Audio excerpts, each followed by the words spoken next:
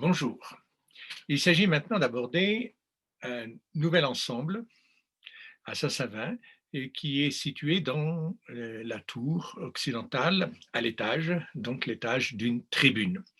Il s'agit là d'un ensemble assez spectaculaire de peintures, malheureusement aujourd'hui très difficile à voir dans la réalité. J'espère que les images que je vous montre, qui sont dues au Centre d'études médiévales de Poitiers, images très précieuses, prises dans des conditions évidemment tout à fait remarquables de prise de vue. J'espère que donc ces images vous permettront de voir bien mieux que dans la réalité, parce que pour y être allé plusieurs fois, j'avoue avoir été chaque fois un peu décontenancé par la difficulté de repérer les scènes l'une et l'autre. Alors voilà, donc cette tour se présente un peu d'une façon complexe puisqu'il y a plusieurs époques qui vont s'enchaîner.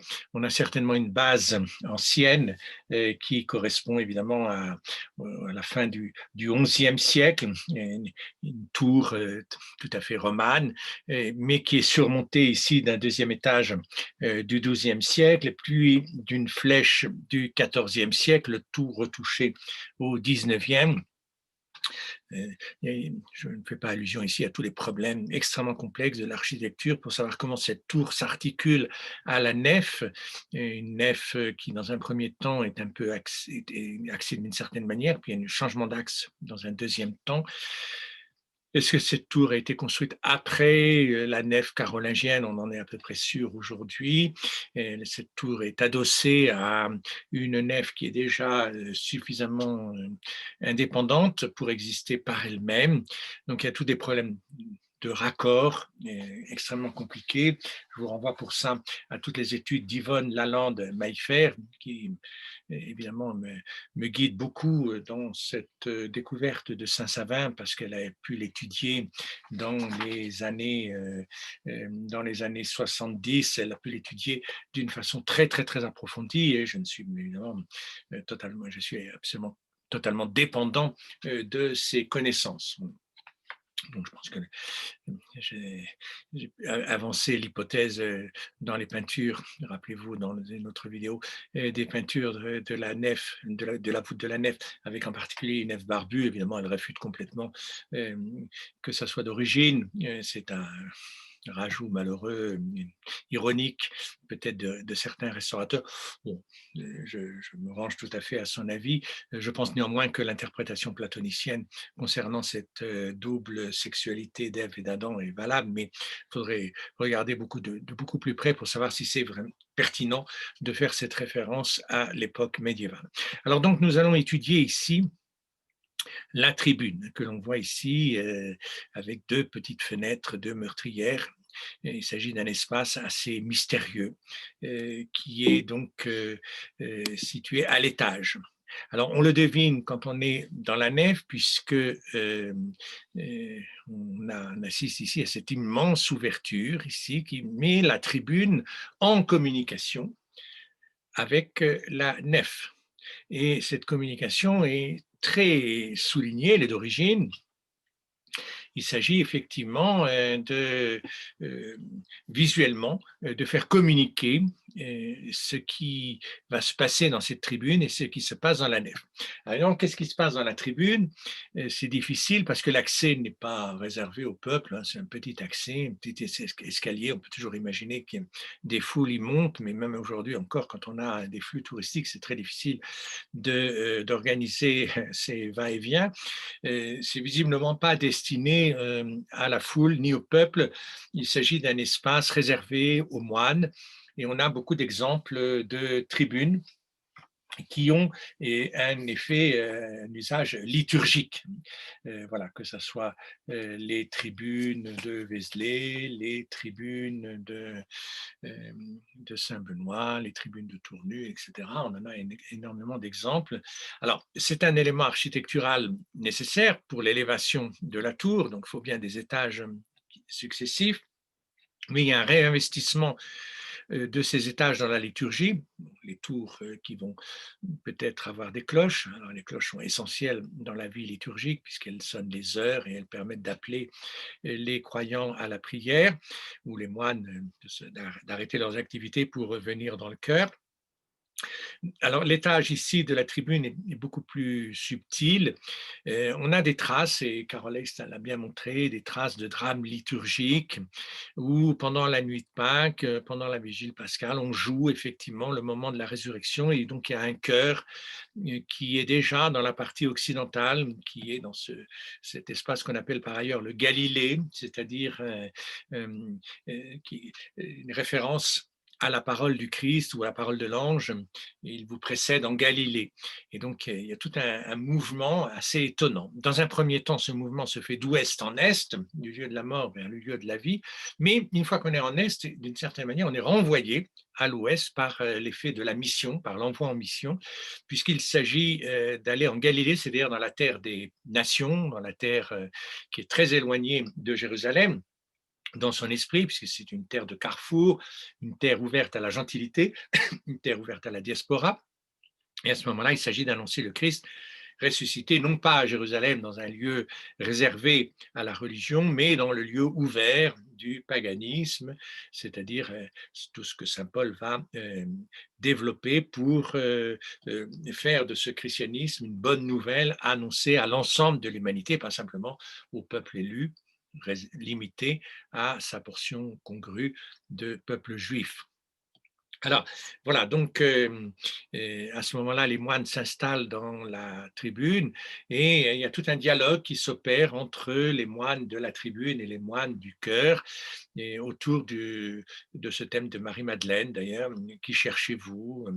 Que cherches-tu? Je cherche mon Seigneur», et cetera. «Il n'est pas là, il vous précède en Galilée», et les moines vont jouer souvent le rôle des femmes, le rôle de Marie-Madeleine, pour indiquer que le Christ est ressuscité, mais que pour faire l'expérience de cette résurrection, il faut sortir de l'Église et affronter à nouveau l'extérieur qui, dans un premier temps, était menaçant, mais qui maintenant est affronté de façon confiante parce que le message de la résurrection fait la différence, fait le passage. Voilà, donc on trouve un peu aussi ça à l'époque de Jean-Sébastien Bach, quand Jean-Sébastien Bach installe ces trois chœurs au moment de la Passion, selon Matthieu, ces trois chœurs dans des tribunes, alors qui seraient situés à ce moment-là dans les transepts. Mais c'est pour dire que dans l'espace liturgique, on utilise tous les endroits et que en fonction de la tonalité du lieu, de la fonctionnalité du lieu, évidemment, les dialogues théologiques ne sont pas de même nature. Ce qui se dit dans le cœur est beaucoup plus de l'ordre de la révélation. Ce qui se dit dans le narthex et dans cette tribune supérieure est plus de l'ordre peut-être de la mission, en particulier pour la tribune. Voilà, donc on va essayer de regarder ces peintures qui ont été restaurées heureusement, mais qui restent un peu pâles dans leur expression, hein. Voilà, c'est André Grabart qui dit ces fresques sont au nombre des peintures romanes les plus élégantes qu'on connaisse. Malheureusement, elles ont perdu l'éclat de leur couleur, hein. Et Faucillon en dira aussi beaucoup de choses sur la finesse de ces peintures. C'est tout à fait étonnant de voir que dans ce lieu qui n'est pas très accessible et dont peu de personnes vont profiter, de voir des peintures d'une délicatesse absolument extraordinaire, sans doute les plus raffinées de l'ensemble de Saint-Savin, et aussi les plus recherchés du point de vue de la densité théologique, puisque on va établir à ce moment-là un lien entre la passion du Christ et plus précisément encore l'expérience du matin de Pâques, l'expérience de la résurrection, avec la naissance de l'Église. Et donc, effectivement, la fonction Galilée, hein, la fonction d'ouverture sur l'extérieur se vérifie dans la mesure où les saintes femmes qui vont au tombeau vont être invitées à aller au milieu des nations, et qu'à la suite des saintes femmes, les apôtres, puis les évêques, puis tous les chrétiens vont être appelés à sortir de l'Église pour annoncer la bonne nouvelle à l'extérieur. Et donc ici, le programme iconographique, on va le voir dans le détail, combine l'expérience de la résurrection, c'est-à-dire la passion et la mort et la résurrection du Christ, l'expérience trinitaire de Dieu, un Dieu souffrant, un Dieu glorieux dans la partie haute, et l'expérience de la vie de l'Église avec sa structure hiérarchique et ses témoins particulièrement présents par leur sainteté. Voilà. Alors, voilà ici le schéma de ces peintures. Et alors, le programme est d'une densité absolument épouvantable parce que nous allons aller de 1 à 19-20, mais ce 19-20 ici se prolonge sur les premières travées, sur les pieds droits ici, sur les contreforts de l'élévation de la voûte. Alors, cette chapelle a une hauteur absolument étonnante de 13,50 m. C'est une sorte de rectangle de 7,30 m sur 6 mètres qui permet d'organiser plusieurs registres. Alors, cette fois-ci, pas dans la voûte proprement dite comme dans la nef, mais sur les parois latérales. Et alors, comme toujours, se pose le problème du sens de lecture. Comment organiser ces lectures? Ici, la proposition de Madame Lalande-Maillefer est de partir du centre, et ça c'est fondamental, de partir de la peinture du tympan 1, ici, d'aller de 2 en 3, 4, 5, 6, voilà, sur la paroi centrale, après d'aller chercher 7, 8, 9, 10, et puis après d'aller chercher encore les scènes latérales. Bon.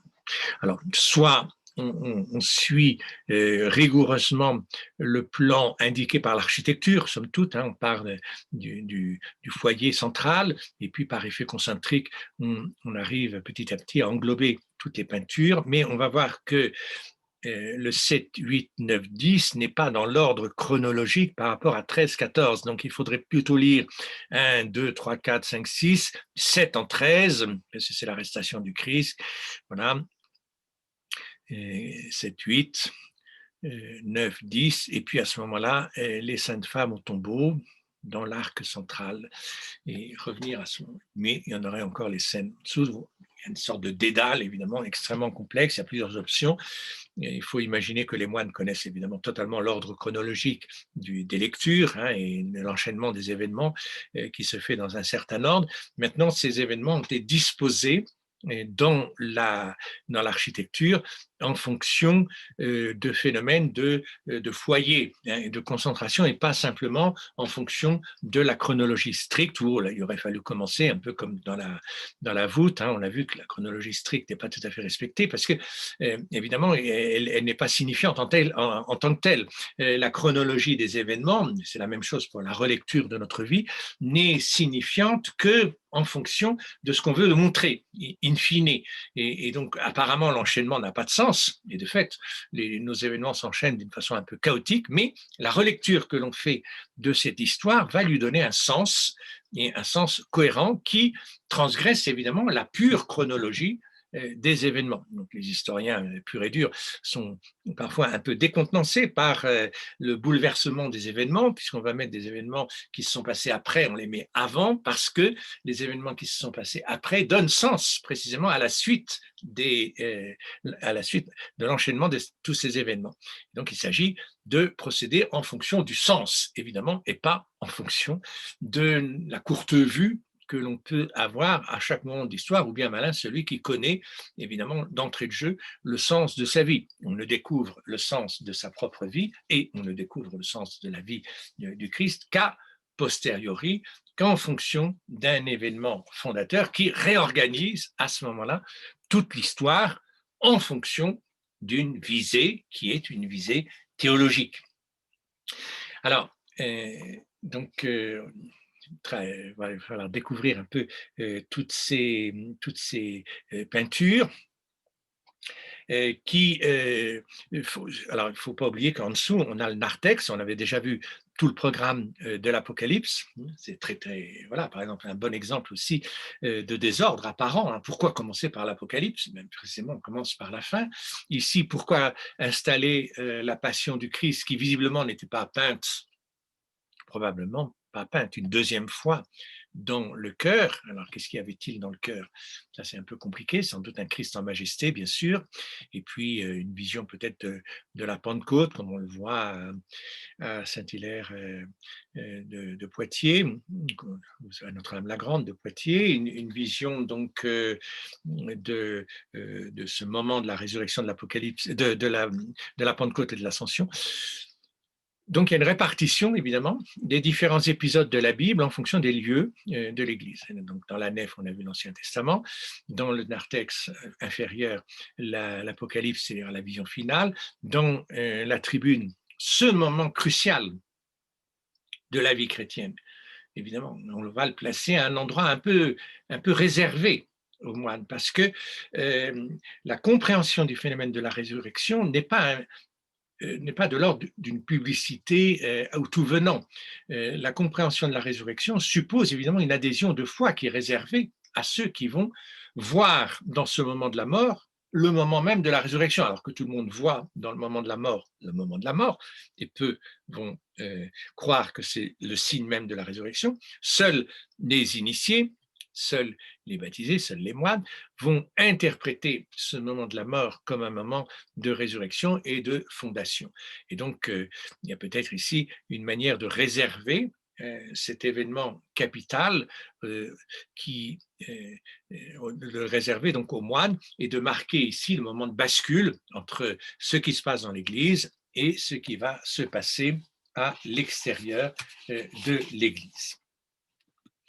Alors, voilà, donc j'ai essayé ici, vous pourrez peut-être revenir en arrière, de marquer les différentes scènes plutôt que des numéros, parce que les numéros c'est un peu abscon, mais enfin on a quand même les numéros qui sont indiqués ici dans la marge. Donc voilà, alors il faut sans arrêt revenir à ce schéma fondamental, j'essaierai de le montrer plusieurs fois, de façon à ne pas perdre le nord, si je peux dire, ne pas perdre le sens de lecture.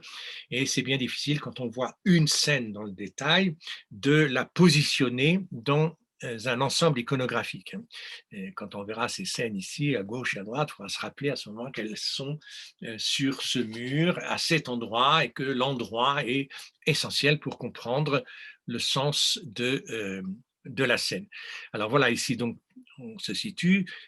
Bon, il faut bien regarder, il faut se casser le cou quand on est sur place, mais la photo nous facilite grandement la vision. Donc à droite ici de l'image, c'est la grande arcade qui ouvre sur la nef et donc la grande église et donc en perspective le chœur. Et puis de l'autre côté, cette paroi ici, ouverte par deux petites meurtrières, deux petites lancettes, c'est la paroi occidentale, ouverte sur l'extérieur, enfin plutôt plus fermée qu'ouverte d'ailleurs, sur l'extérieur. Et donc il y a deux travées, une travée qu'on va appeler la travée orientale et la deuxième travée, la travée occidentale, séparées par un arc doubleau et des contreforts extrêmement solides. Et le côté oriental, évidemment, est très travaillé par un système d'arcades qui s'emboîtent les unes dans les autres, un peu comme des diaphragmes successifs.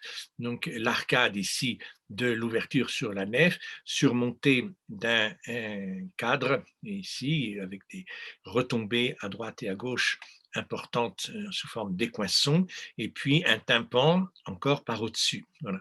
Et le retour des contreforts ici, très important, qui ensuite donne naissance à une travée encore plus haute. Donc on a une sorte d'élévation successive, la hauteur de l'arc ici doubleau, puis la voûte proprement dite, donc située à cette hauteur importante que je vous ai indiquée de 14 mètres, de 13 mètres 50, 14 mètres, ça dépend des calculs, mais on trouve un peu les deux interprétations.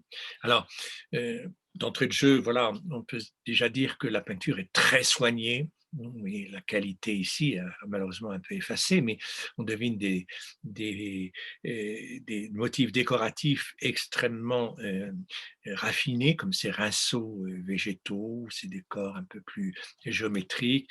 Voilà, donc des grecs ici, très élaborés, pas facile à faire, mais il ne faut pas se tromper dans les perspectives. Voilà, et donc on va regarder un peu cette première paroi ici orientale qui est très importante puisque c'est la paroi qui fait la transition. Celui qui aura bien compris le sens de lecture de cette paroi pourra d'une certaine manière comprendre le reste de l'Église. C'est la clé qui est donnée ici puisqu'il s'agit de passer, encore une fois, de la mort à la résurrection. Alors voilà, donc il faut un peu trouver des éclairages. Alors, la scène la plus importante est celle qui est située donc juste au-dessus de l'arc, dans un premier tympan, mais en fait il va y avoir deux tympans. C'est ce tympan qui est situé sous l'arc doubleau, et puis encore un deuxième tympan situé sous la voûte. Alors, cette scène, évidemment, est centrale. Il s'agit d'une descente de croix. Tout à fait étonnant. On ne montre pas la crucifixion. Il y avait peut-être une scène de crucifixion ailleurs dans l'Église. Ici, on part du fait que le Christ est mort. Et cette descente de croix insiste lourdement sur le cadavre. Et donc, il est mort et vraiment mort. Et on va insister lourdement au point que la résurrection va peut-être être plus difficile à être dite. Hein. Et là, il faut lutter contre cette tendance à passer trop vite de la mort à la résurrection.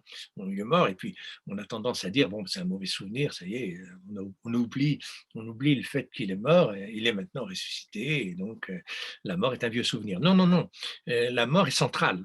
Et il faut bien comprendre d'ailleurs cette phrase du credo, mort et ressuscité, pas dans le sens d'une successivité, pas d'abord mort et ensuite ressuscité, mais mort. Et dans cette mort, il est ressuscité. Il y a une conjonction importante entre les deux événements qui ne s'excluent pas l'un l'autre, qui ne sont pas à séparer l'un de l'autre. Et l'iconographie ici insiste très grandement sur cette réalité de la mort. C'est raconté dans les évangiles, évidemment. Il y a plusieurs passages d'évangiles. Matthieu 27, Marc 15, Luc 23 et Jean 19. Il se trouve que les quatre évangiles vont insister sur ce moment. Mais en même temps, tout n'est pas décrit dans les évangiles. Les évangiles insistent sur la mise au tombeau et pas vraiment sur la descente de croix. À vrai dire, sur la descente de croix, il n'y a rien dans les évangiles. On parle un peu de Nicodème et de Joseph d'Arimathie Joseph d'Arimathie qui va auprès de Pilate pour réclamer le corps. On suppose qu'il a été descendu de croix, mais on n'insiste pas. Il y a une sorte d'écart ici entre l'iconographie qui développe ce moment d'une façon tout à fait spectaculaire et la sobriété des textes évangéliques. Alors, pour bien aussi repérer la complexité de ce moment qui va être développé et détaillé en plusieurs moments, en plusieurs scènes. On va parler d'une descente de croix, on peut parler aussi d'une déposition de croix. Alors la déposition de croix sera le moment où le corps est complètement descendu de croix et tenu à ce moment-là par les croyants. Ça donnera naissance à l'image de la Pietà. Et puis la mise au tombeau, proprement dite, du cadavre enveloppé dans un linceul avec des rites d'ensevelissement très précis. Ici, on va avoir droit à ces trois moments, hein, descente de croix, déposition et mise au tombeau. Il y a beaucoup d'acteurs ici qui sont représentés. Il y a Marie, bien sûr. Alors, Marie, ici, sur le côté, alors à la droite du Christ, hein, pas à notre droite à nous, mais en fait, c'est une gauche, parce que, encore une fois, on l'a déjà dit, mais il faut se situer du point de vue du Christ. Donc, il faut rentrer dans l'image, et c'est l'image qui indique la droite et la gauche, et non pas ma réalité. Et là, il y a une conversion à faire et un apprentissage de la latéralisation. On apprend ça aux enfants, où est à droite, où est à gauche. Alors, quand on est chrétien, effectivement, où est la droite? Et la droite, c'est à ma gauche. Alors, c'est assez compliqué de s'exprimer, parce que si on dit à droite du Christ, voilà, on peut tomber sur l'autre côté, et pour nous, c'est la gauche. Et cette inversion, évidemment, est très importante, un peu comme dans l'image du miroir, où il y a une inversion, mais là, c'est totalement le contraire, parce que l'image qui, normalement, est inversée dans le miroir, c'est l'image de la réalité, en fait. C'est l'image de la réalité qui se reflète en nous à l'envers. Hein. Ce changement de point de vue et on dit long sur sur la force de l'image, qui a cette valeur de révélation et qui indique la réalité. Alors qu'on considère souvent l'image comme étant le reflet de la réalité. Mais pas du tout. C'est la réalité ici qui est le reflet de l'image.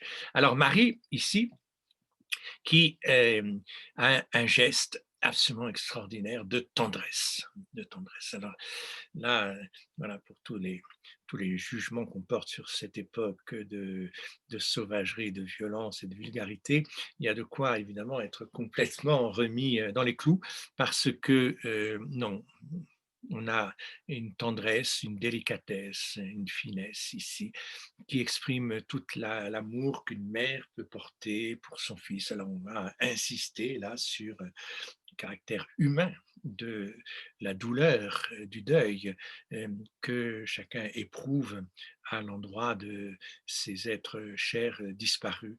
Et donc ici, eh bien, ce geste qui consiste à poser la joue sur le bras du cadavre. Alors, le bras a été décloué, on a perdu un peu la trace des clous ici, il vient d'être décloué, et Marie le soutient encore, le corps pourrait évidemment s'affaisser, il n'a plus de vitalité qui lui permette de se tenir droit, et il dépend totalement à ce moment-là de l'attention des proches qui en prennent soin. Alors non seulement elle soutient le bras, ça pourrait suffire déjà, euh, d'une main et peut-être même de deux mains, mais non, la deuxième main consiste à rapprocher ce bras de sa joue. Alors ça, c'est pas nécessaire pour éviter que le corps ne tombe par terre. Il s'agit vraiment d'une expression ici de la foi, de la piété. Mais c'est une piété inversée, hein, puisque normalement la pietas, c'est celle que les fils accordent à leurs parents, alors qu'ici c'est le contraire. C'est la mère qui accorde cette pietas, pietatis, enfin cette tendresse de la mère pour son fils. C'est bouleversant. C'est bouleversant comme image. Et le peintre ici a voulu bien sûr indiquer la joue, a voulu indiquer les yeux, peut-être était-il clos. Et il y a toute une attitude, et quelque chose qui n'est pas facile à réaliser, qui est cette superposition des bras, des mains, des uns et des autres. Hein. Ce n'est pas simplement la juxtaposition comme on est habitué à le voir dans des images un peu plus simples.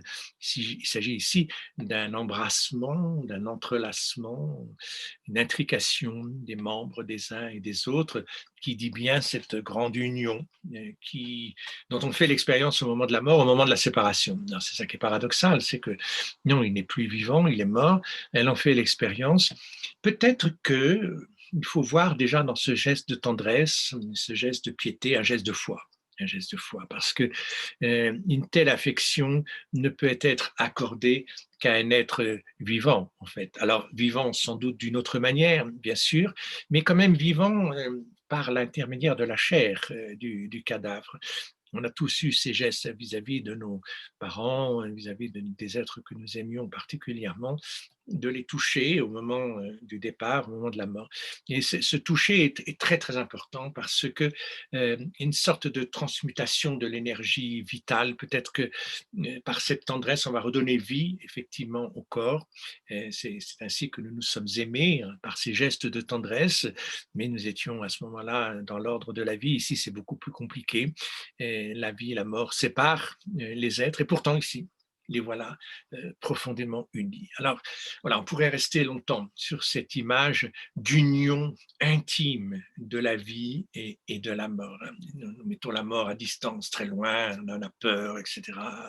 Non, il faut se l'approcher et vivre avec dans cette communion très très forte qui est sans doute l'expression d'une résurrection. Mais on ne sait pas encore, on ne sait pas encore. Il va falloir développer tout le cycle iconographique. Mais on ne peut pas représenter cette image autrement que autrement qu'en fonction d'une option très très forte que la vie est plus forte que la mort. Sinon, ça serait une image de morbidité, une image finalement assez obscène. Non, il y a là le cœur même de la foi chrétienne. Et encore une fois, rappelez-vous, hein, elle est située là vraiment centre, au centre de l'image, hein. Alors voilà, donc la grande Marie ici, avec son vêtement qui ressemble un peu à une chasuble, enfin elle a presque un vêtement liturgique ici.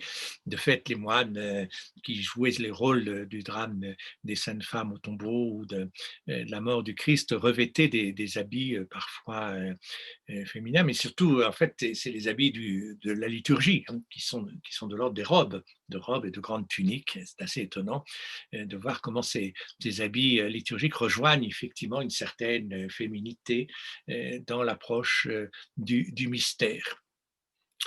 Alors voilà, bon, donc l'ocre était certainement beaucoup plus fort, mais il nous reste quand même les rehauts de blanc, hein, ces rehauts qui traduisent ici une forme de musculature, et puis les rehauts ici sur les joues, le cou, etc., dans les vêtements, qui indiquent toute une subtilité du drapé, hein, qui a perdu évidemment beaucoup de ses détails. Il reste un nimbe jaune avec l'ocre jaune, on n'a pas d'or, hein, à Saint-Savin, on n'est pas à Byzance, on n'est pas capable de mettre de la feuille d'or dans ces endroits remarquables, mais avec les peu de moyens de la peinture tirée de la terre, donc l'ocre essentiellement, ocre foncé, ocre clair et puis quelques touches de vert, on arrive à traduire cette extraordinaire densité théologique.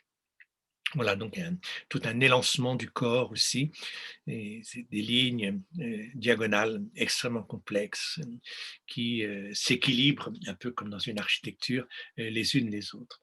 Alors le deuxième personnage, euh, c'est Joseph d'Arimathie. Alors il a demandé à Pilate l'autorisation de récupérer le corps supplicié, donc c'est certainement un notable, hein, un notable juif qui a accès, c'est un membre du Sanhédrin qui a accès aux autorités. Et Pilate, dans certains textes, alors c'est assez compliqué, demande confirmation pour savoir s'il est bien mort. On lui dit que oui, il est bien mort. Et on peut à ce moment-là déposer le corps. Ça rejoint une pratique romaine, hein, une pratique romaine qui, une fois que les suppliciés étaient morts dans les cirques ou dans les arènes, etc., ne faisait plus l'objet d'une juridiction très précise. Et donc, en fait, l'usage des familles était d'aller récupérer les restes des martyrs, des suppliciés, alors que ce soit des chrétiens ou pas des chrétiens, on pouvait les enterrer. On pouvait les enterrer dignement, hein. Ils n'étaient pas jetés à la fosse commune ou comme dans certains moments de barbarie récente, jetés comme ça et complètement perdus. Non, le soin du cadavre allait au-delà de la mort, même si c'était un esclave, même s'il avait été réprouvé gravement par les autorités officielles, qu'il avait donc condamné. On récupère le corps du supplicié. Alors, on voit ici ce Joseph d'Arimathie, c'est un vieil homme, il a peut-être des cheveux blancs, je pense qu'effectivement ce n'est pas une décoloration, mais qu'il s'agit d'une couleur d'origine. Il a un nimbe, pas très clair de savoir si Joseph d'Arimathie est saint officiellement ou pas saint, mais peu importe, la tradition va évidemment sanctifier celui qui a particulièrement touché le corps du Christ. Alors là, si Marie le touche avec délicatesse, lui le touche avec beaucoup plus de vigueur, hein. Il s'agit évidemment de retenir ce corps qui est en train d'être décloué. Alors, il reste encore un clou, hein, sur le bras gauche qu'on va voir. Il y a un autre personnage qui s'appelle Nicodème, mais on ne le voit pas pour le moment. Et donc, il revient ici à Joseph d'Arimathie de retenir, alors pour de vrai, ce corps que Marie ne peut pas retenir parce qu'il est trop lourd sans doute pour elle. Et donc, Joseph ici, qui porte le nom de Joseph en plus, tout un, tout un symbole. Bon, il y a plusieurs Joseph, il y a un Joseph du début, un Joseph de la fin. Ce Joseph, eh bien, est premier un témoin particulièrement privilégié de ce moment de la mort, qui est, on va le voir, un moment de naissance en fait, mais n'allons pas trop vite. Alors voilà, il le tient ici dans ses bras. Donc il a une très belle tunique jaune. C'est un peu compliqué parce que le bras ici passe par derrière la croix, hein. Évidemment, il faut. Bon, c'est un peu compliqué à comprendre. Il passe par-dessus ici. Alors, il y a aussi une autre chose tout à fait étonnante, c'est que ce Joseph d'Arimathie qui arrive donc par derrière la croix. Vous voyez, on voit ici un de ses pieds et puis l'autre pied. Alors ça donne une distance un peu exagérée par rapport au corps du Christ ici, puis la largeur de la croix. Mais surtout, ce qui est remarquable, c'est que ce Joseph d'Arimathie est sur un escabeau. Ici, il est monté sur une sorte de caisse, hein, qui lui donne un peu de hauteur pour aller chercher le corps du Christ. Alors, est un peu étonnant parce que ce corps du Christ, quand on le regarde bien, il est très très grand, il est beaucoup trop grand, hein, évidemment. On ne peut pas se départir ici d'une fonction symbolique de l'image qui veut accorder de l'importance au personnage, mais de l'accorder de façon visuelle. Donc le Christ, c'est le personnage principal, il est très grand. Après, c'est Marie, après, c'est Joseph d'Arimathie, après, ce seront les autres qui vont être en taille souvent décroissante. Alors, bon, parce que pour être à la tête, pour être à la hauteur de la tête du Christ, il n'était pas nécessaire peut-être de monter à ce point par derrière. Euh, Là, il y a évidemment quelque chose qui déjoue la vraisemblance et qui nous incline toujours à voir la réalité symbolique de ces images. Et donc, le visage de Joseph d'Arimathie ici est un peu torturé, on pourrait dire, enfin, du moins, il y a un sérieux, une gravité qui accompagne ce geste du corps mort qui est retenu. Il s'agit évidemment de considérer la sainteté, la préciosité, le caractère vénérable de ce corps qui a droit à tous les égards et à toutes les marques d'affection et aussi à ce soin qui fait qu'on ne va pas le jeter par terre, même si c'est une dépouille qui n'a pas en soi beaucoup de valeur parce qu'elle va pourrir. Là, voilà, il y a déjà tous les rites funéraires qui sont commencés, qu'on va reproduire nous-mêmes aussi au moment de chacun des deuils. Alors, voilà, donc, et voilà ici encore le détail, ici très étonnant, avec un très grand soin mis au fait que Joseph d'Arimathie s'arc-boute un peu pour tenir ce corps, donc le talon est levé d'un côté, voilà, de l'autre côté il y a une assise un peu plus solide. Alors, un petit mot peut-être sur la croix, hein, qui est très large ici et qui est très décorée, festonnée ici de petites perles, et puis un fond ocre qui n'est pas simplement décoratif ici, qui rejoint le name doré ou bien la chevelure dorée ici, qui est un signe, ou le vêtement donc, qui est un signe de gloire. Il faudra voir aussi que cette croix est légèrement pâtée hein, à l'extérieur, aux extrémités ici, d'un côté en tout cas, elle est évasée. Donc on n'est pas du tout dans la croix de l'objet de supplice, hein, qui était un poteau plutôt vulgaire, on ne va pas travailler. Il n'est pas travaillé par un ébéniste, évidemment, mais là encore, la tradition veut voir dans cette croix un objet vénérable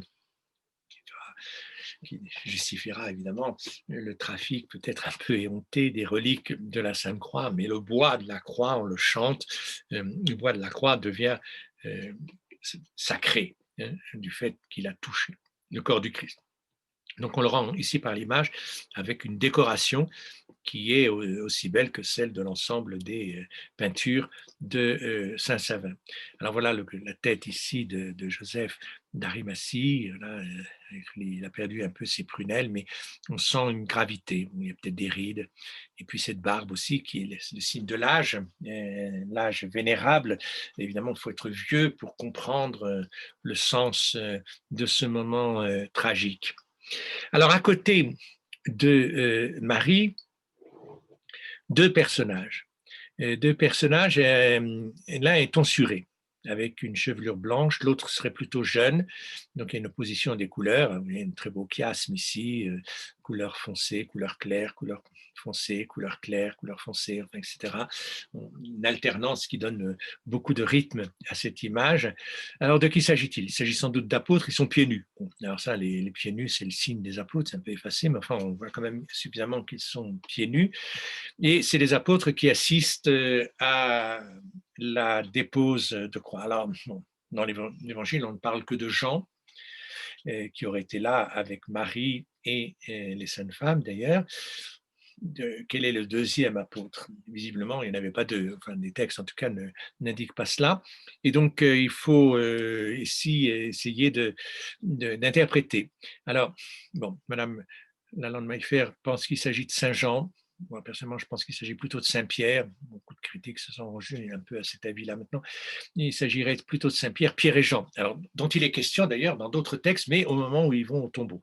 Mais peut-être qu'ils Il faut bien considérer que ces textes ne sont pas des comptes rendus des reportages d'actualité, hein. Ces textes sont déjà des interprétations dans l'ordre de la foi, et les peintures elles-mêmes sont encore des interprétations qui viennent se surajouter à ces textes. Donc, il faut surtout pas aller, quand on lit ces textes et quand on voit les images, il faut surtout pas retourner à la réalité pour dire ah ben voilà comment ça s'est passé.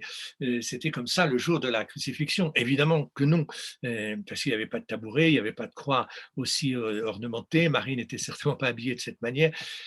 Voilà, bon, tout ça est de l'ordre d'une recomposition et qui relève de l'interprétation, hein, c'est-à-dire le sens que je veux donner à cette scène et pas la réalité telle que ça s'est passé, parce que ça n'a aucun intérêt. Donc, il faut voir. Là. Du coup, on peut effectivement tout à fait rajouter ici Pierre, hein, Pierre et Jean.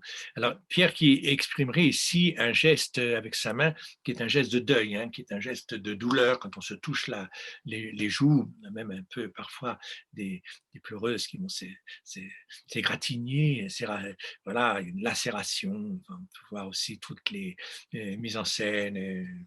Plus spectaculaires en Espagne, etc., sur les flagellants. Bon. Alors, sans aller jusqu'à ces extrémités, ce geste est un geste effectivement d'affliction, un geste de douleur. Alors, ils sont évidemment complètement sous le choc. Ils n'expriment pas une foi aussi forte que Marie. Hein. Marie, elle se déchire pas la poitrine parce que son fils est mort. Non, elle exprime sa foi dans d'un corps qui est quand même signe de vie, alors qu'ici, peut-être, ils en sont encore un peu plus loin. Mais il y a l'apôtre Jean qui est par derrière, bon, vêtements qui volent au vent, là aussi, ça ne s'est pas passé comme ça dans la réalité. Hein.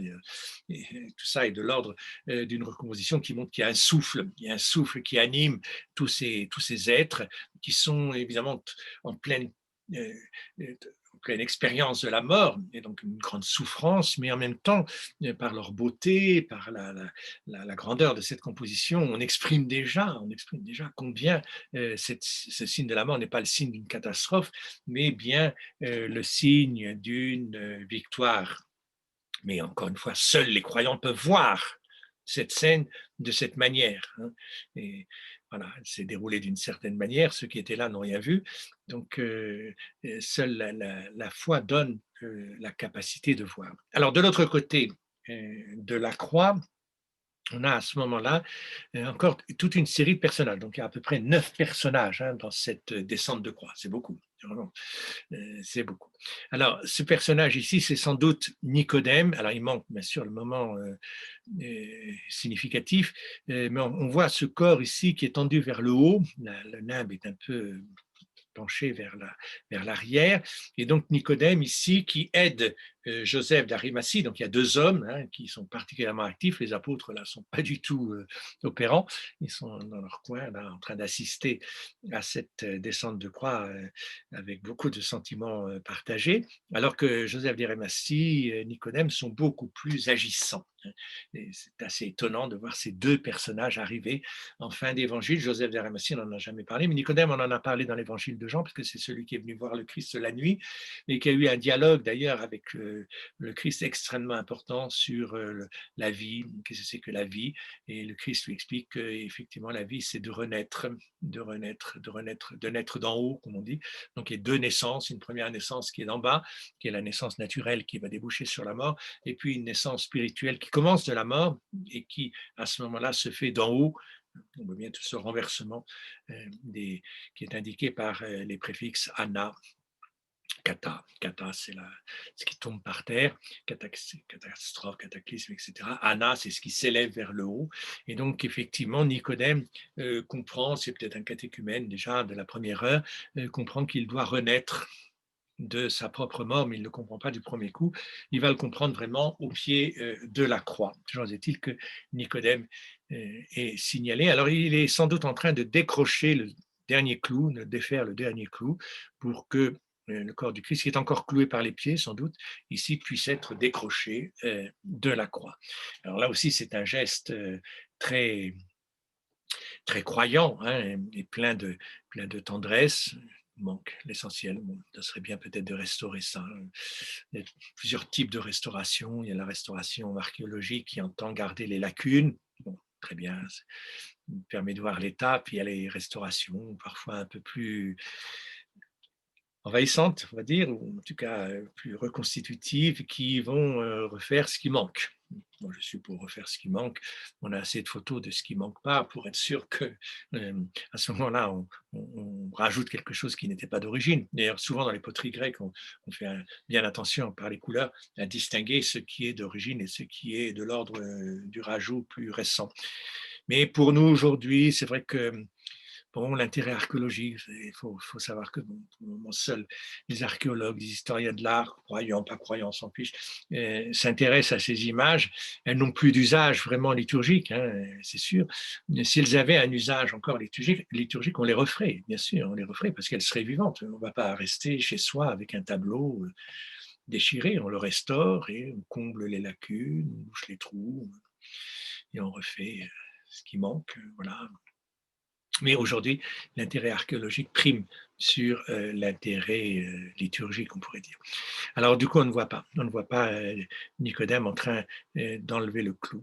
Alors, dernier groupe de personnages derrière, les saintes femmes, qui sont trois et qui vont avoir beaucoup d'importance puisqu'il s'agit des trois Marie, Marie de Clopé, Marie, alors attendez, il faut que je les retrouve, les trois maris qui vont accompagner ce moment puisque tout va passer par les femmes, hein. Et c'est les femmes qui sont les témoins privilégiés de la mort. Les hommes, à ce moment-là, sont présents, bien sûr. Les hommes sont présents, mais on ne va pas les retrouver au moment fatidique de la résurrection. Enfin, du moins, ils arriveront dans un second temps. Donc, les trois maris, c'est Marie de Magdala, Marie Jacobée, Marie Salomé, elles sont nommées dans Marc au chapitre 16. Et elles ont un rôle très important. C'est que les femmes, il n'y a que les femmes qui peuvent dire ce qu'est la naissance, ce qu'est la première naissance et ce que sera la deuxième naissance. On est là au cœur du mystère humain, avec cette différenciation sexuelle des genres. Alors bon, c'est sûr que tout ça est remis en question aujourd'hui, mais enfin, jusqu'à preuve du contraire, les hommes n'enfantent pas encore. Et donc, bien sûr que l'homme mâle, masculin, doit comprendre ce que c'est qu'un affrontement, mais c'est la femme, évidemment, qui le vit dans sa chair. Et ce sont les femmes qui accompagnent les morts, hein, les pleureuses, bien sûr, et puis avec toutes les guerres, etc. C'est les hommes qui meurent au combat et les femmes qui restent et puis qui assurent l'intendance et qui font vivre, qui font vivre finalement la famille par la mémoire et puis par le réenfantement permanent. Voilà, donc elles sont là. Alors, elles ont aussi des gestes de main tout à fait étonnants. Elles montrent ici, et ces gestes sont des gestes presque d'adoration. Alors, on a quelques photos plus anciennes, voilà, qui montrent un peu les états successifs. Alors, des fois, on a corrigé beaucoup de lézardes, évidemment, on a sauvé ces peintures. C'est le travail de restauration des années 70 qui est absolument remarquable. Mais on voit aussi dans ces photos plus anciennes des détails qui ont disparu aujourd'hui, parce que ces peintures ne cessent de se dégrader et on en perd chaque fois un peu plus. Voilà, donc ces femmes font un mouvement, elles font un mouvement d'arrière en avant, elles marchent, hein, elles vont au-devant, un peu comme Marie. Elles n'ont pas peur de la mort, elles ne se sauvent pas, évidemment. Elles sont là, au contraire, elles le montrent avec le geste de la main qui est extrêmement significatif ici d'une adhésion profonde, intime à ce qui est en train de se passer du côté de la mort, de ce point de vue de la mort. Alors, voilà, donc la croix ici dans sa partie sommitale. Alors, il y a le soleil et la lune, très effacés. Bon, le soleil sans doute à la droite du Christ, la lune, peut-être le croissant ici à la gauche, vieille représentation apocalyptique du cosmos qui fait que le soleil et la lune sont présents, c'est-à-dire que la jonction des contraires va pouvoir s'opérer. La mort et la vie vont se retrouver, vont se rejoindre. Et c'est une manière, par l'image, de montrer que les deux extrêmes vont cohabiter, vont coexister, vont être ensemble. Avec l'image qui peut montrer ça, parce que dans la réalité, non. Le soleil brille le jour et la lune brille la nuit. Enfin, elle brille aussi un peu le jour des fois, mais enfin, c'est l'astre de la nuit. Et donc, on ne peut pas, par le raisonnement, on ne peut pas, par la réalité plutôt, rejoindre les extrêmes. Seule l'image permet, dans une vision imaginaire évidemment, de faire coexister ces contraires. Alors ici, il y a un phénomène absolument épouvantable au point de vue de l'archéologie, qui est ces deux pierres ajustées l'une sur l'autre, à peu près dans l'axe de la croix, pas tout à fait, bon, avec un aigle, bon, qui serait l'aigle de Saint-Jean, mais l'aigle, justement, c'est l'animal qui est capable de voir le soleil au zénith, en face. Et, voilà. Et puis un entrelacs type irlandais, pas au-dessus. Alors, ces pierres datent-elles d'avant, d'après? Visiblement, on le voit ici assez bien sur la photo, une façade qui n'a pas été construite en même temps que la tour, hein, elle n'est pas jointive.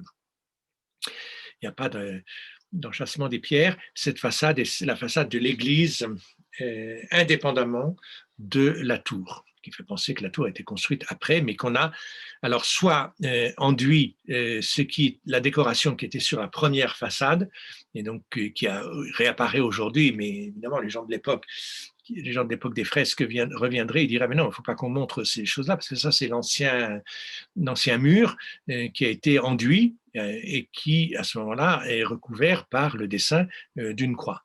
Bon, les dégradations veulent on voit apparaître ces pierres qui certainement font allusion aussi à une façade où il y avait quelque chose de glorieux, puisque cet aigle ici, peut-être le reste d'un tétramorphe qui aurait été montré, mais sans doute un changement quand même de thématique, parce que cet aigle appartiendrait plutôt à une vision du Christ en gloire, alors que ce qu'on va montrer au XIe siècle ici, dans cette fin du XIe siècle, relève plutôt du Christ souffrant. Toute une évolution de la spiritualité qu'on observe bien entre le roman et le gothique, mais qui pourrait être beaucoup plus précoce que ce passage du roman au gothique. Déjà, dans l'époque romane, on a cette ambivalence entre la vision d'un Christ glorieux et la vision d'un Christ souffrant. Alors, on a ici le soleil et la lune, très, très effacés. Alors, voilà, donc l'ensemble ici. Alors, on va suivre les images, évidemment, on ne va pas chercher d'autres sens de lecture et regarder, alors simplement par rapport à Madame Lalande-Maillefer, moi je proposerais de mettre plutôt le 2 du côté droit du Christ, hein, et le 3 de l'autre côté, parce que 2 va montrer le centurion Longinus et l'autre le suicide de Judas. Donc on retrouve, je pense, dans la disposition ici de Longinus, ici à la droite du Christ, pour nous la gauche, et puis Judas, malheureux Judas pendu, à la gauche du Christ, avec toutes les valeurs positives et négatives de la gauche et de la droite. Donc il faut plutôt lire évidemment Longinus au premier et puis le caractère négatif en second. Alors voilà l'image de Longinus. C'est marqué. C'est marqué ici, on a une inscription. Heureusement qu'on a l'inscription, parce que je crois qu'aujourd'hui, on aurait eu du mal à comprendre qu'il s'agit du centurion. Il n'y a plus rien d'un centurion ici. Et il y a là une transformation par l'image qui est tout à fait étonnante. Bien sûr que c'est dans les textes. Alors, les textes sont très compliqués parce qu'on parle d'un soldat. Est-ce que c'est le centurion proprement dit? Centurion que Pilate consulte pour savoir si il est vraiment mort, savoir si ce centurion s'appelait Longinus, ça c'est pas dans les évangiles évidemment. Donc on a tout un amalgame ici qui a été reconstitué autour de cette figure du centurion, du soldat qui porte le coup de lance dans le côté du Christ. Toujours est-il que dans l'évangile, on insiste lourdement sur le témoignage porté par ce lancier, ce Longinus, qui serait centurion, puisqu'il est dit que après avoir porté le coup de lance, il crut, il a cru. Et il a dit, vraiment, cet homme était le Fils de Dieu. Voilà, c'est l'acte de foi le plus extraordinaire qui soit posé. Le premier, avant peut-être encore les saintes femmes, avant Marie, cet homme qu'on supplie, dont on vient, qu'il vient d'être supplicié, c'est vraiment le Fils de Dieu. Hein. Cet homme est le Fils de Dieu. Alors comment le centurion a pu voir que dans ce cadavre d'un supplicié, comme il y en avait des centaines à cette époque-là, des moins que rien, dont on oublie complètement aujourd'hui la mémoire, comment peut-on voir dans cet homme crucifié ou guillotiné ou décapité, enfin voilà, toutes les horreurs que l'on peut voir aujourd'hui dans les guerres, etc., comment voir à ce moment-là que dans l'un, c'est le signe même du Fils de Dieu. On est loin de la théophanie du Sinaï qui était avec ses trompettes, etc., qui signalait bien qu'il y avait Dieu à cette époque, à cet endroit-là. Et donc, il y a vraiment un acte de foi. Et donc, c'est la manière de montrer Longinus. Longinus n'est plus montré ici en temps, dans le moment où il porte le coup de lance, mais dans le moment où il, avec son index, il fait son acte de foi. Et cet acte de foi va être, on va en conserver la mémoire. En Cappadoce en particulier, la légende dorée va rajouter le fait qu'il était aveugle. Je ne sais pas comment il a pu porter son coup de lance du coup, mais il est guéri par le sang qui coule des plaies du Christ jusque dans ses yeux. Ensuite, il va vivre en ermite, en Cappadoce, ses reliques sont en Cappadoce, et puis, alors, il y a toute une postérité de Longinus, parce que des grands auteurs comme Bède, le Vénérable, Ravens-Mort ou Notker, fin de l'Antiquité, début du Moyen-Âge, vont écrire des vies de Saint Longin. Alors ça, évidemment, il faut être très documenté pour trouver de quoi parler sur ce Longin. C'est évidemment la tradition chrétienne qui en rajoute ici pour en faire précisément ce témoin de foi. Alors Longinus, le mot lui-même doit signifier lance, se rapporte à lance, lancea, c'est à peu près la déformation phonique de ce mot de la lance qui caractérise Longinus. Et donc, il y a plein de lances de Longinus. On va bien sûr trouver la croix, c'est l'époque d'Hélène et de Constantin en 326. Il y a sans doute déjà des restes de la croix qui sont trouvés. Bon, est-ce qu'il y a la lance à ce moment-là? C'est pas très net. La vénération de la lance remonte plutôt au VIe siècle. Elle va être transférée à Constantinople au début du VIIe. Elle est conservée dans la chapelle palatine de la Vierge Théotokos du Pharos. On en parle évidemment dans la chanson de Roland, dans Chrétien de Troyes, c'est tout le mythe de Perceval. Et il se trouve qu'en 1244, Saint-Louis va acheter les reliques de la couronne, plus la pointe de la lance brisée, qui était conservée à la Sainte-Chapelle. Et puis, jusqu'à la Révolution, elle a été mise à la Bibliothèque nationale, mais elle a disparu. Bon, c'est pas très bien. Alors que la Sainte Couronne a été conservée. En 1492, alors il y a une autre tradition qui parle du sultan ottoman Bazadjed, qui offre la relique de Constantinople au pape Innocent VIII. Alors c'est l'époque 1492, c'est la prise de Constantinople par les Turcs, par les Ottomans, et donc il y a un accord qui est fait avec le pape de Rome qui aurait à ce moment-là le frère du sultan plutôt comme prisonnier. Donc il y a un échange qui est proposé, le pape récupère cette relique très précieuse et libère le frère du sultan, ce qui fait que la relique de la lance est arrivée à Rome, et qu'elle est conservée actuellement dans le trésor de Rome, et qu'il y a toute une réorganisation à l'époque du pape Urbain VIII, avec les 4 grandes statues du Bernin qui sont installées dans le carré du transept, avec Sainte-Hélène qui montre la vraie croix, Véronique qui montre le voile, qui est conservé aussi, et le crâne de Saint-André qui est aussi à cet endroit, et le fragment de la lance qui est conservé dans le pilier du transept de Saint-Pierre de Rome.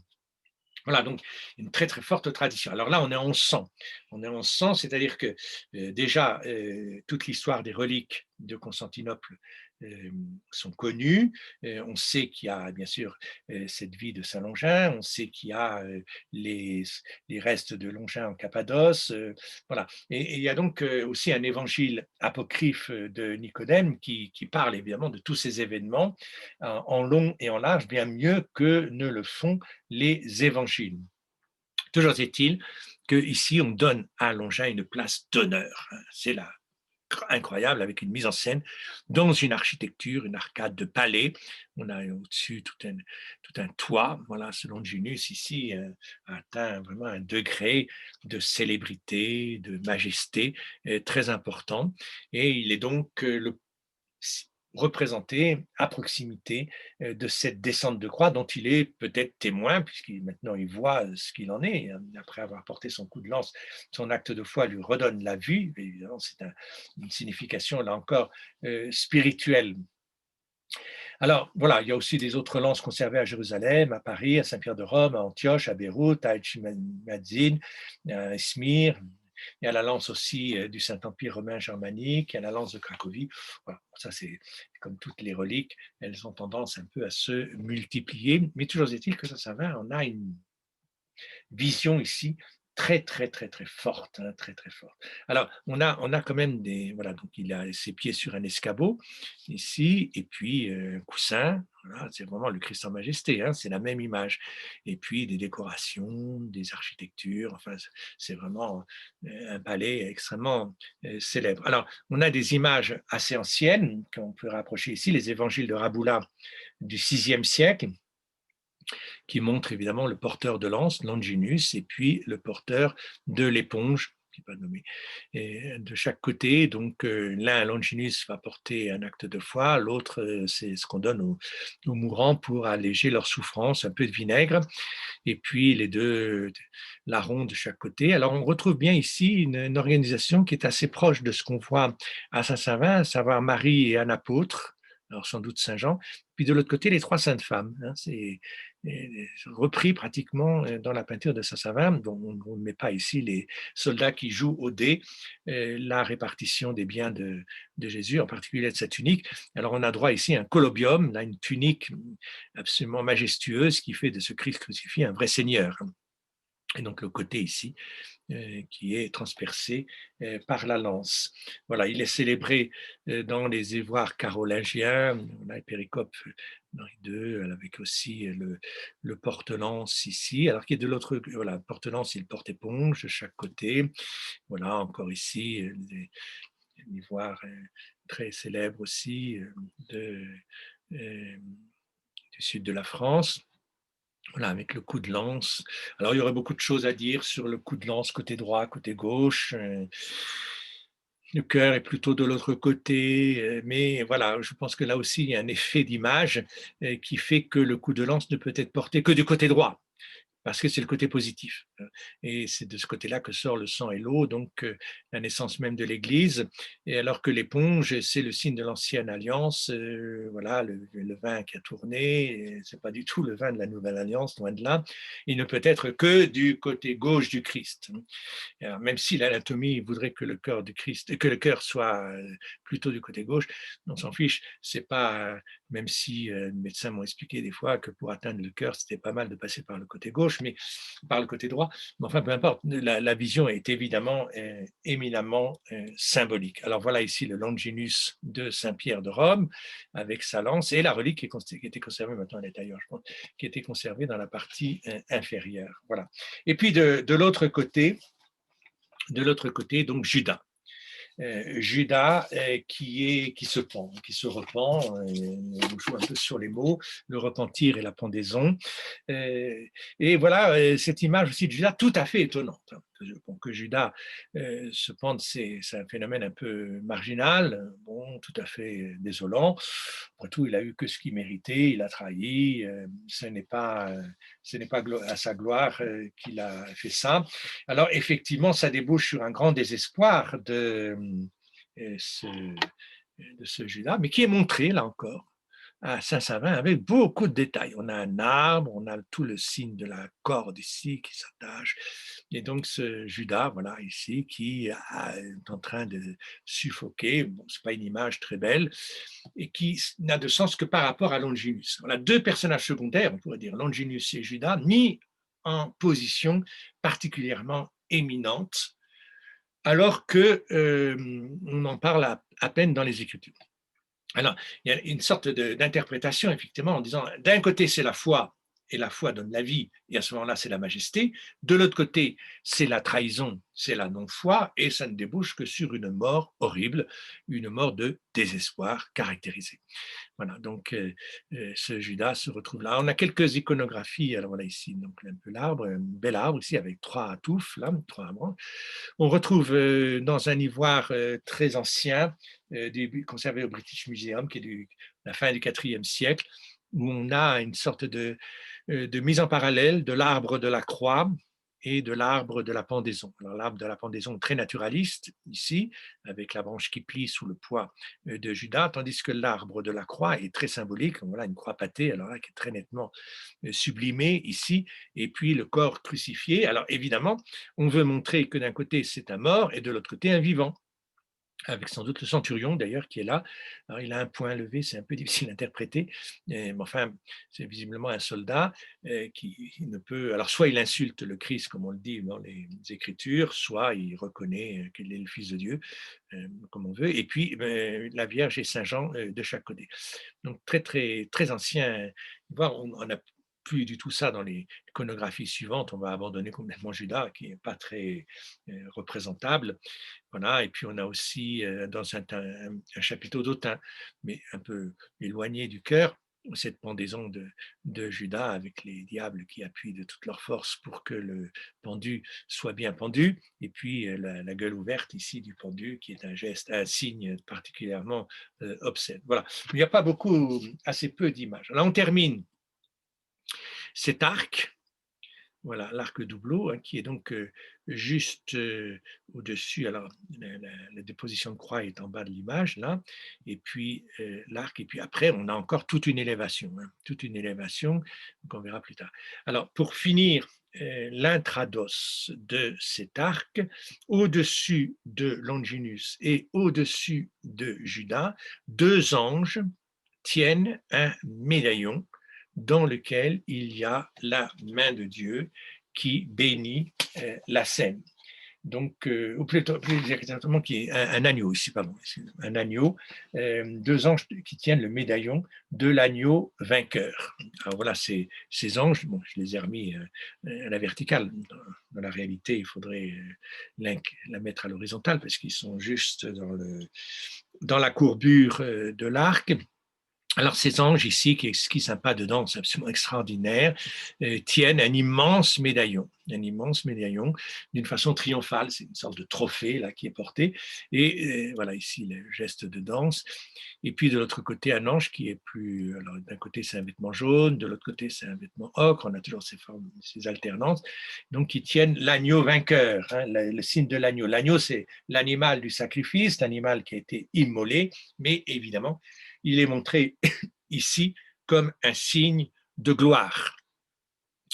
Et il faut penser à la mystique de Van Eyck, voilà, alors on ne voit plus très bien l'agneau, tout ça a été effacé, mais les deux anges conservent leur attitude d'Atlante, hein, extraordinaire, supportent ce médaillon qui c'est un peu l'image, un peu comme une médaille, voilà, qui est l'image qui va exprimer la symbolique de la scène. Donc il faut évidemment voir le Christ mort en train d'être déposé et d'une façon très allégorique et très symbolique, le signe de l'agneau juste au-dessus, hein, qui vient timbrer un peu la scène comme un sceau et qui vient imprimer dans la cire-molle. Alors la cire-molle ici, c'est le corps du cadavre, hein, qui n'exprime plus rien et qui est malléable et d'une certaine manière, eh bien, on imprime le sceau de la résurrection qui est la figure de l'agneau et à ce moment-là, on voit apparaître une autre image. Mais vous voyez que c'est très difficile de considérer que ce cadavre, cette cire molle et informe, qui n'a pas de signification particulière, peut recevoir l'empreinte même du signe de la résurrection.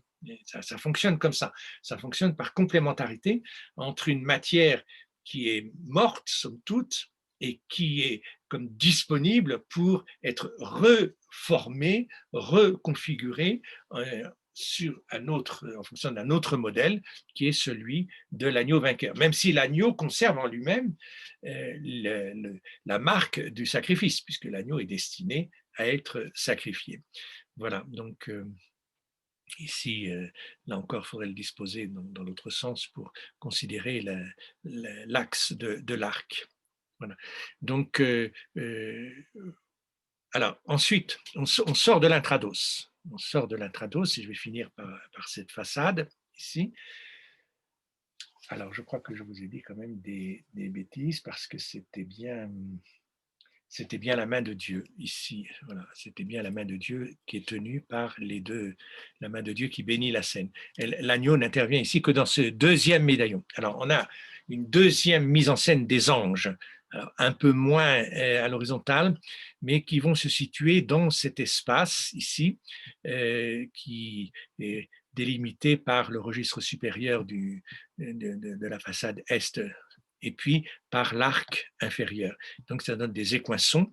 On loge 4 anges, 2 anges debout aux 2 extrémités et 2 anges qui tiennent ce médaillon dans lequel cette fois-ci, voilà, excusez-moi, se trouve l'agneau. Un agneau qui est encensé par les 2 anges turiféraires des extrémités, ici, qui vont l'encenser. Alors tout ce que j'ai dit sur l'agneau est valable, il faudrait que je recommence cette séquence, mais enfin on verra ça un autre jour.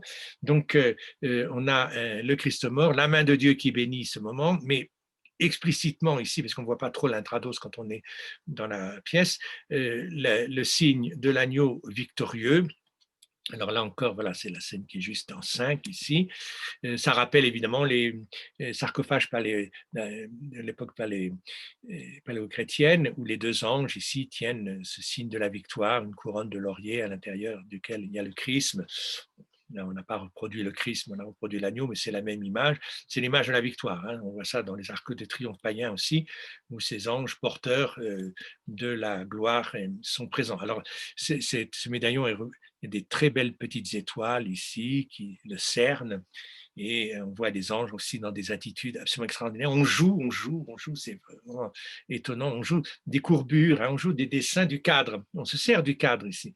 Le cadre pourrait être un peu contraignant, mais non, en fait, c'est l'occasion de montrer que ces anges sont en train de gravir une sorte de montagne. Hein. Voilà, il faut porter, il faut hisser ce médaillon très haut pour qu'il apparaisse clairement et qu'on ait à ce moment-là cette vue synthétique, hein, une vue qui associe la déposition du cadavre et la gloire de l'agneau vainqueur. Il faut voir les 2 choses en même temps. Donc voilà, ici, ces 2 anges avec des très très belles ailes et qui tiennent d'une façon, alors pas tout à fait dans leur manche, ici à main nue, mais bon, c'est un geste quand même très vénérable, qui tiennent cet agneau, hein, qui va briller dans la composition de tout ce mur oriental comme un phare. Voilà, les étoiles ici très bien représentées. Et puis donc les 2 anges turiféraires de chaque extrémité. Alors là, on a une barre ici, un tirant qui consolide l'ensemble, qui est un peu gênante parce que évidemment ça passe juste sur les têtes, mais ça n'empêche pas quand même de considérer cette très belle composition ici, tout à fait glorieuse. Et je termine par la 6 ici, le tympan supérieur. Alors, le tympan supérieur est un peu effacé, mais on a visiblement un Christ au centre avec Pierre. Alors, il reste une petite inscription quand même qui permet de repérer SP.